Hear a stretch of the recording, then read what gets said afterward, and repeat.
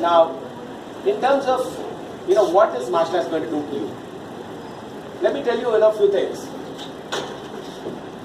One of the reasons I suppose many of you are here is, if at all you get into a situation where you can get victimized, what did you want to do in this connection? Now, I would like you to understand a little bit about this victimization part. See, people fall victim predominantly owing to three reasons. One is innocence, the other one is ignorance, and third one is fate. That third part, the fate part, is a little fuzzy kind of a thing, and I have a different take on it. I'll come to that later. But the first two things, I want all of you to remember: innocence and ignorance, which is something which you can very easily control. Why does a kid get exploited, kidnapped, or abused? I'm talking about real infants. It's largely because of innocence. The kid doesn't expect somebody to abuse him or her or do any harm. Well, it's brought up in a very different environment.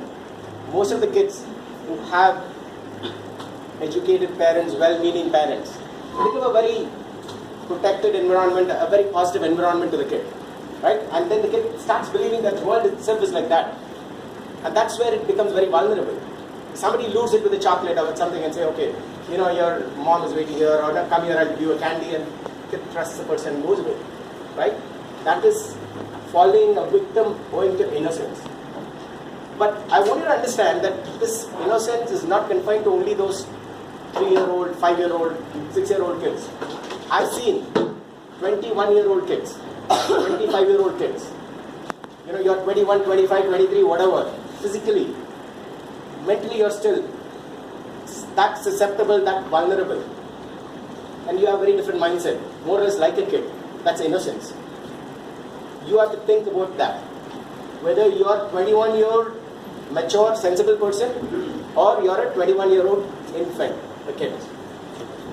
Once you have an understanding, then you would not fall prey to this particular aspect of victimization, innocence. The other part is ignorance. Now this is, certain things, but you're playing stupid to do things like that. And many of you would recount this particular incident which happened in Bangalore, Madiwala, a few months ago. One of these call center employees waiting with her friend near Madiwala, 3:30 a.m. And then the truck comes and says, can I offer you a lift? The friend says, don't, you wait for our cab. The other one says, no, I have to go home early. And this girl goes in that truck, and you know what happened?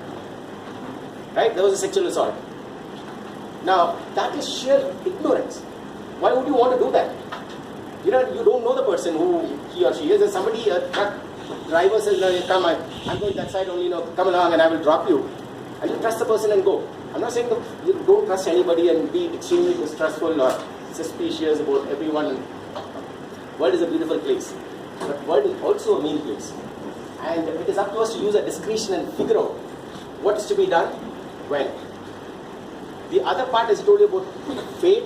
I personally don't believe much in that because we are creators of our own destiny. My company's tagline says, design your destiny. So, in a way, all of us are designing our own destinies. If all of you are here today, that's part of designing your destiny. Who knows, sometime in the future, you could get into a difficult situation and probably you could have saved yourself by applying the knowledge that you've gained here. Right? So then, in that sense, you have actually taken control of your destiny. So I don't think that destiny is something that you have no control at all. It's your own acts of commission and omission over a period of time, which result in your own destiny. So this is about victimization. I want you to understand, and you have a lot of control over these kinds of situations, be it innocence, ignorance, or fate. The other thing about martial arts, which I've personally experienced, and if you read any fundamental literature on martial arts, you get to know, and even our father, Mr. George, mentioned that. It's mental strength. Most of the techniques that we practice in art class and in many martial arts classes, they work on your mind more than on your body. Your body can be very strong, but if your mind is weak, you will not be able to accomplish anything at all.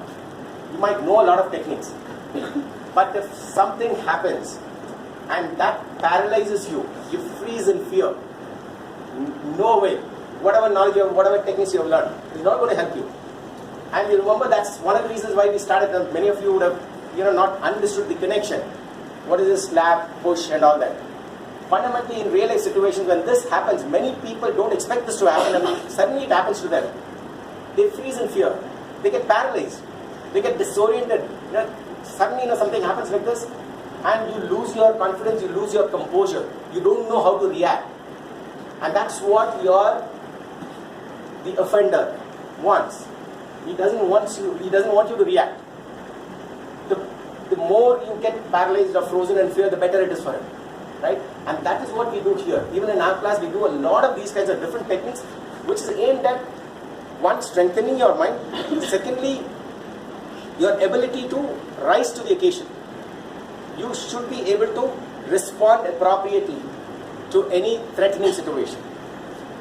So that is one of those things, and many of these techniques which you would be doing here, you've done, and many of these techniques which you may not be exposed to because that actually involves a lot of training. You should be joining our classes. There you will be exposed to these kinds of things. So make sure that you work on your mental strength, and that is one big takeaway in joining martial arts. It's going to make you mentally very strong. It's not only to get away from difficult situations on the street. Probably that's the last thing that might happen. For all you know, I may not get into a combat situation at all my entire life. May not. Maybe may not be, but more likely may not be. But it has done a whole world of good to me. In terms of tackling problems. My teammate Deepak also spoke about this. Typically the flight or fight response. I understand this psychology function here, department, right? I hope some of you are students of psychology. You know that, the flight or fight response. So, the fight response mainly comes from your mental strength.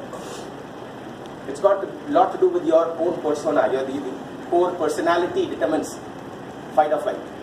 So some people run away, some people stand up and fight. Now, the kind of techniques and things that you do is going to help you actually stand up and fight for yourself. That fight need not be a literal fist fight on the street. It's fighting problems of life. Now that is a big advantage in becoming a martial artist. So you develop that kind of mental strength that nothing can shake you. I've told a lot of people, you try disturbing me, you can't. You try breaking me, you can't. You have that mindset. And it is not something esoteric I'm talking to you about. Let me ask you a simple question. There's a cat. You throw a stone at a cat. What does it do? What does it do? It will run away. Mostly it will run away. Okay? There's a tiger. You throw a stone at a tiger. What do you expect? It will maul you, it might even kill you. It's in its genes. Something which I want you to keep in mind, that is the mental map that you need to have in your mind. So you got to be like that. Have you ever seen a lion cry? No.